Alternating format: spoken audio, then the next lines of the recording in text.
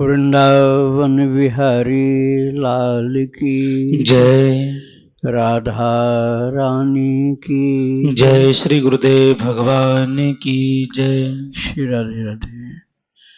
भक्ति प्रश्नोत्तरी कार्यक्रम प्रारंभ किया जा रहा है। आइए हम भक्ति से संबंधित प्रश्नों को श्रवण करें। श्री राधे राधे गुरु जी, आपके श्री चरणों में कोटि कोटि दंडवत प्रणाम। अनुराग जी हैं हैदराबाद से, इनका प्रश्न है, श्री करपात्री जी महाराज के चरित्र में आता है कि उनके इष्ट भी श्री राम ही थे, पर वो जिस भी देवता के बारे में चर्चा करते थे सबको लगता था कि उनके इष्ट वही हैं। बाद में पता चला कि वे सब रूपों में अपने इष्ट को देखते थे। अगर हम ऐसा ही भाव रख के अन्य देवी देवताओं के पाठ आदि जारी रखें तो क्या यह करना ठीक होगा? जो दीक्षित हैं और शरणागत भक्त हैं, क्या वो भी ऐसा भाव रख के आगे बढ़ सकते हैं? राधे राधे। देखो, सिद्धांत की बात तो यही है, निज प्रभु मैं देखहि जगत, केहि सन करहि विरोध। निज प्रभु मैं देखे जगत, अपने प्रभु से ही भरपूर संपूर्ण जगत को देखते हैं। इसी बात को, ये ज्ञान की दृष्टि है, इसी बात को भक्ति की दृष्टि में कर दिया, श्री राम मैं सब जग जानी, करऊं प्रणाम जोरी जुग पानी। तुलसीदास जी ने कह दिया, सीता राममय ही, श्री राममय, सीता राममय ही सब जग जाने, संपूर्ण जगत को सीता राममय ही जाना जाएगा, जाना जाता है, जानना चाहिए। इसलिए मैं दोनों हाथों को जोड़ करके प्रभु को संपूर्ण जगत में हर जगह देखते हुए प्रणाम कर रहा हूँ। सिद्धांत जो ज्ञान का, भक्ति का यही है, लेकिन साधक के लिए नहीं है, इस सिद्ध पुरुष के लिए। हर जगह अपने प्रभु का रूप देखना, चलो थोड़ी देर के लिए मान लिया, लेकिन आप पूजा नहीं कर पाओगे। आप सब जगह भगवान की पूजा नहीं कर सकते हो, क्योंकि आपकी साधक की दृष्टि है, सामान्य दृष्टि है, सिद्ध की दृष्टि नहीं है। अब आप से कोई कहे चूहा की पूजा करो, चूहा जो है ये भी जगत का एक जीव है, कर पाओगे पूजा? कोई तो मारने दौड़ेगा, कोई उठा के फेंकेगा, कोई भगाएगा, तो फिर किसकी की जाए? जिनको सदा से साधकों ने, संतों ने, भक्तों ने किया है, उनकी पूजा की जाएगी। जिस रूप की पूजा सदा भक्तों ने की है, उस तरह के रूप की पूजा की जाएगी। और जो अपने को प्रभु के रूप में प्रिय लगते हैं, आपको बंशीधारी प्रिय लगते हैं तो आप कृष्ण की पूजा करिए, आपको धनुष बाण वाले प्रिय लगते हैं तो राम जी की पूजा करिए। ठीक है, ये साधक की दृष्टि है। एक सिद्ध की दृष्टि में अंतर होता है। जैसे हरि बाबा, उड़िया बाबा की दृष्टि ऐसी थी कि वो दुर्गा की पूजा नवरात्र में कर लेते थे, लोगों को संतुष्ट करने के लिए। और वैसे उनके इष्ट राम या कृष्ण जो उनके थे इष्ट, उनको मानते थे। लेकिन दुर्गा को भी, यहाँ तक कि आनंदमयी माता की गोद में सिर रख करके हरि बाबा ने शरीर छोड़ा था। अब वो थे तो कृष्ण भक्त, लेकिन उन्होंने देख लिया कि आनंदमयी माता के अंदर वही ब्रह्म रूप है, वही ब्रह्म, एक ब्रह्म विप्रा बहुधा वदन्ति। अर्थात ज्ञानी लोग बहुत तरह से उसे बताते हैं, लेकिन हैं वो एक ही परमात्मा।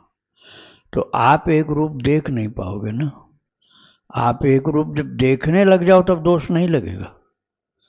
आपको दिखलाई पड़ने लगे, अरे वही कन्हैया है, वही कन्हैया इस रूप में, तो आप पूजा कर सकते हो। अब गधा को पानी पिलाने का काम एकनाथ जी का ही था, और कोई नहीं कर पाया। हिमालय से गंगा जल ढो के लाए और पिला दिया, और रामेश्वरम में नहीं डाला।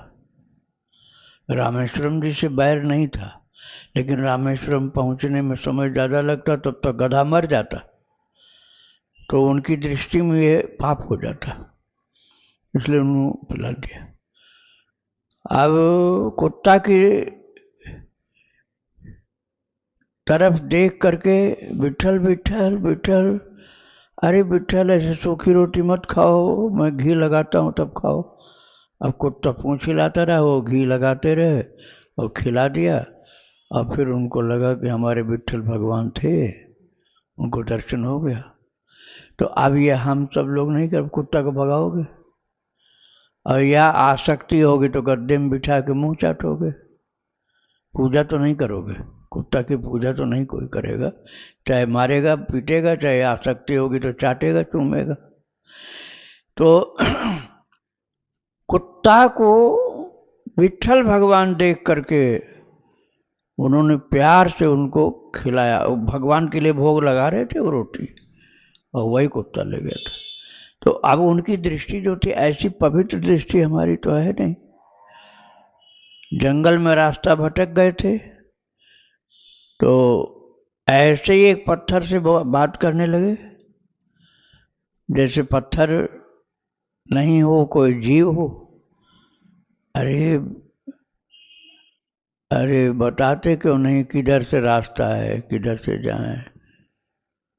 तो फिर वो वही पत्थर से ही आवाज उनके लिए निकल पड़ी।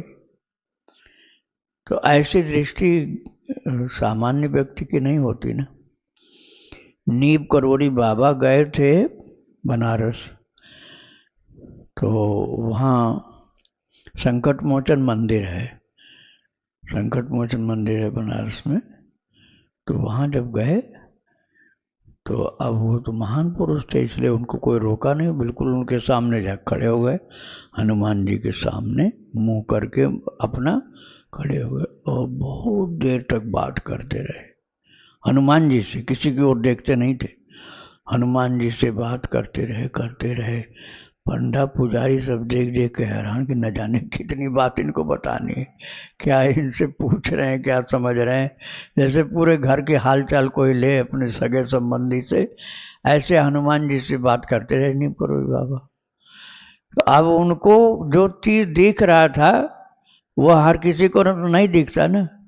तो ऐसे ही निज प्रभु मैं देखे जगत के सन करें विरोध, तो अपने प्रभु का दर्शन उनको होता है। तो इसलिए आनंदमयी माता के अंदर भी कृष्ण का दर्शन किया हरि बाबा ने, और यहाँ तक कि आखिरी सांस भी ली उनकी गोद में सिर रखकर। और पता था उड़िया बाबा को कि गणासा पड़ने वाला सिर पर, फिर भी नेत्र बंद करके प्रभु के ध्यान में ऐसे डूब गए कि वो भूल ही गए कि शरीर मेरा छूटने वाला, भूल गए इस बात को, और भगवान में एकदम दत्तचित्त से प्रेम से डूब गए। अब इसी तरह से करपात्री जी की बात कही जा सकती है। करपात्री जी राम भक्त थे, राम जी का ध्यान करते थे, राम की पूजा करते थे, लेकिन उनको ज्ञान था कि हमारे राम ही हैं सब देवी देवताओं के अंदर। यदि हमारे राम जी नहीं हो तो देवी देवता के अंदर देवी का जो सामर्थ्य है, देवता की जो शक्ति है, वो सब कुछ नहीं रह जाएगी। उपनिषद में कथा ऐसी आती है कि एक छोटे से बालक के रूप में भगवान आए थे, और उन्होंने देवी देवताओं के अहंकार की बातें सुनी थी। उन्होंने कहा अरे ये तिनका हमसे उठ नहीं रहा, तिनका उठा दो। कोई नहीं उठा पाया, सब देवी देवता हार गए। पवन देव आए, बोले मैं उड़ा दूं, बोले उड़ा दो। मारते रहे फूंक, आंधी तूफान चल पड़ा, कितनी आंधी आ गई, लेकिन तिनका नहीं उड़ा। तब सबने प्रार्थना की प्रभु असली रूप दिखाओ, तो भगवान नारायण कृष्ण प्रभु प्रकट होकर दिखला दिए। तो भगवान से ही भगवत्ता प्रकट होकर सब देवियों को देवी बनाकर रखे हैं, देवताओं को दिया है। चेतना चेतना को मिली, चेतना चेतन तत्व ही खत्म हो जाए यदि भगवान ना हो तो सब जड़ हो जाएगा। तो ये सिद्ध की दृष्टि में रहता है। इसलिए करपात्री जी को राम निज प्रभुमय देखें जगत, राम ही राम दिखते थे। चाहे गणेश की पूजा करें, चाहे देवी की करें, चाहे शिव जी की करें, चाहे राम जी की करें, चाहे कृष्ण भगवान की करें, इसलिए कर लेते थे। हम लोग साधक हैं, हमारी वो दृष्टि नहीं है, इसलिए हमको अनन्य भक्त होना चाहिए। अनन्य भक्त, बुराई किसी की नहीं करनी, विरोध किसी का नहीं करना, लेकिन प्यार करना है अपने प्रिय भगवान से, अपने कन्हैया से, अपने राम जी से, जो आपके इष्ट हैं उन्हीं से प्रेम करना। उन्हीं की कृपा से वो दृष्टि मिलेगी। जबरदस्ती आप करोगे तो अपराध लग जाएगा। तो आप उनकी कृपा की दृष्टि प्राप्त करो, इसलिए उनसे प्रेम करो, तब आपके अंदर वो क्षमता जागृत होगी जो उनके अंदर थी। राधे राधे। सचिन कश्यप जी, इनका प्रश्न है, महाराज जी कितना भजन करें और कैसे भजन करें जिससे कि हमारी स्थिति वृंदावन के पूज्य श्री पागल बाबा जी की तरह हो जाए? पागल बाबा की भी लीला ऐसी थी। पागल बाबा वास्तव में पागल नहीं थे। पागल बाबा वास्तव में पागल नहीं थे। वो पागल बाबा का मंदिर है ना मथुरा रोड पर, तो वो लीलानंद ठाकुर उनका नाम था, पागल बाबा नाम नहीं था। पागल बाबा कहे जाते थे, नाम क्या था? लीलानंद ठाकुर, ये नाम था उनका। तो गधा भी दिखलाई पड़े तो दंडवत प्रणाम करते थे गधा को। अब पागल वास्तव में कोई हो, गंदा से गंदा आदमी हो, ईंट पत्थर मारने वाला ऐसा पागल हो, और बिल्कुल मूर्ख और असभ्य हो, उनको भी दंडवत प्रणाम करते, बंगला बोलते थे। तो उनसे कोई कहे, अरे महाराज जी आप तो संत हैं, हम तो ऐसे ही बेकार के आदमी, हम मजदूर हैं, हम अज्ञानी हैं, हमको क्यों आप प्रणाम कर रहे हो? तो वो कहते थे बंगला में अपने, आमी पागल मनुष्य, आज से मैं पागल मनुष्य हूँ, मैं पागल मनुष्य हूँ, हमें पागल मानुष। तो फिर लोग कहने लगे, अरे ये तो अपने को पागल ही बताते, इसलिए पागल बाबा नाम पड़ गया उनका। ये लिखा है सिद्धांत भागवत जी के 11वें स्कंध में। भगवान ने उद्धव जी से कहा है, उद्धव जी ने पूछा है कि प्रभु ऐसा कोई साधन है कि सर्वत्र भगवान की दृष्टि हो जाए, हमको सर्वत्र भगवत दृष्टि हमारी बनी रहे, हमको प्रभु सब जगह दिखाई पड़े, ऐसी हमारी दृष्टि बनी रहे, ऐसा कोई उपाय है जो सरल उपाय हो, एकदम सरल? तो भगवान ने कहा एकदम सरल उपाय हम बताते हैं। भागवत जी के 11वें स्कंद में लिखा है, वहां भगवान ने उद्धव जी को आदेश किया है कि प्रणमेत दंडवत भूमि, दंडवत भूमि पर प्रणाम करो, और गौ स्वान खर में भेद नहीं होना चाहिए। गो स्वान खरम, खर कहते हैं किसको? गधा को।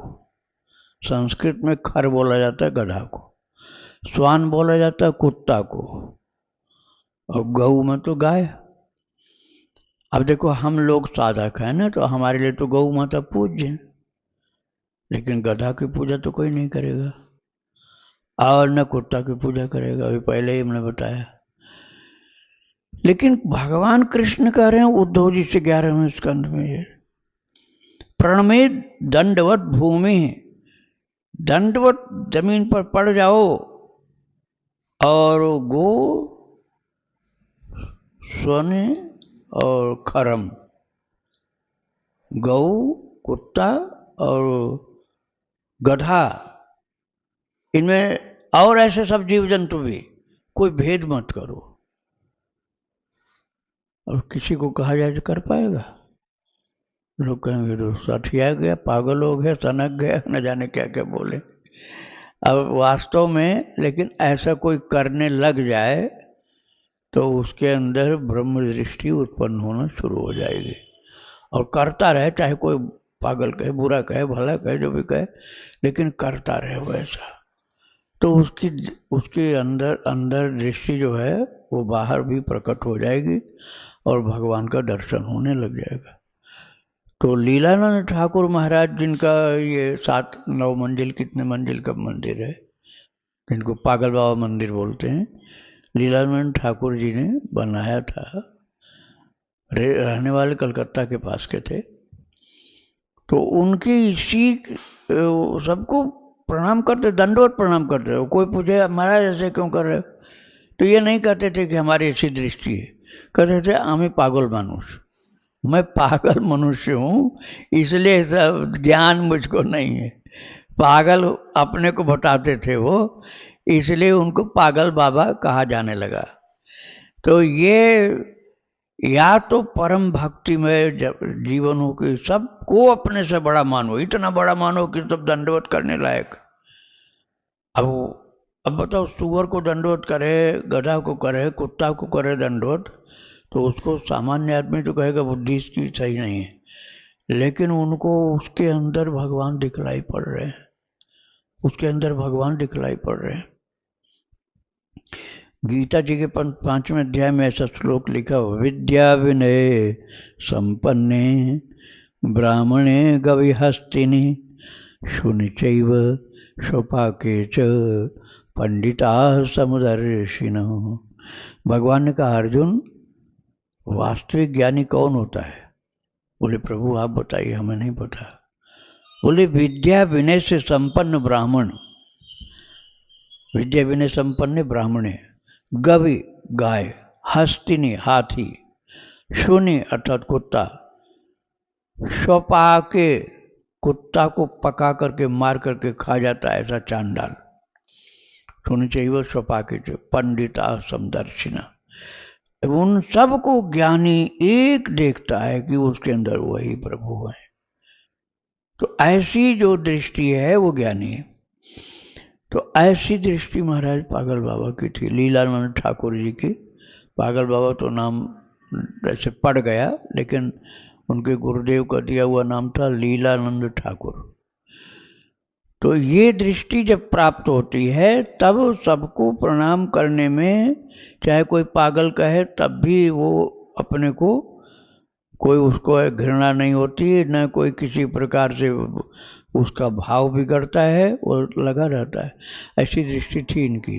तो ऐसा आप भक्ति करते करते या दंडवत सबको करना शुरू करो, जैसे 11वें स्कंद में भागवत में प्रभु ने कहा, तो ये दृष्टि मिल सकती है। श्री राधे राधे।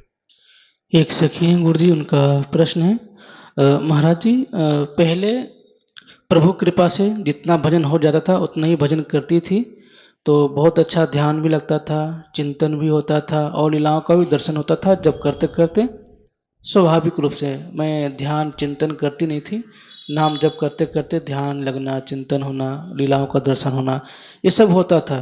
जब किसी प्रकार का कोई टारगेट लेकर के भजन नहीं करती थी, जितना प्रभु कृपा से हो जाता था। अब जब से एक टारगेट लेकर के भजन करना शुरू किया हूँ, तो भजन तो हो रहा है उतना, लेकिन वो चिंतन गायब हो गया, चिंतन नहीं हो पा रहा है, ध्यान नहीं लग पा रहा है, बल्कि और मन में उल्टे सीधे बुरे बुरे स्वप्न आ रहे हैं और चिंतन हो रहा है। ऐसा क्यों महाराज जी? इसका कारण ये है कि अपनी भक्ति को आपने प्रकट किया है, एक गड़बड़ी तो है। दूसरी बात यह है कि आप भक्तों का चरित्र बहुत कम सुनते हो। भक्तों का चरित्र खूब ज़्यादा सुनो, खूब ज़्यादा सुनो, तो भक्तों की रहनी सहनी जो है, उनकी जीवनचर्या जो है भक्तों की, वह आपके अंदर आना शुरू हो जाएगी। आप समझ जाओगे कि भक्त ऐसा होता है और हम ऐसे हैं नहीं, तो हमको भी ऐसा होना चाहिए। इस प्रकार से भक्त चरित्र लगातार सुनते रहने से ये जीवन में परिवर्तन आता है। और जब परिवर्तन ऐसा आएगा, भक्ति परक परिवर्तन, तभी अंदर से श्रद्धा, भाव, विश्वास, प्रेम उत्पन्न होगा और तब आपको हर जगह ठाकुर जी की कृपा और ठाकुर जी में प्रेम छलकता हुआ अनुभव होगा और पग पग पर आपको लगेगा कि हमारे प्रभु हमारे ऊपर कृपा कर रहे हैं।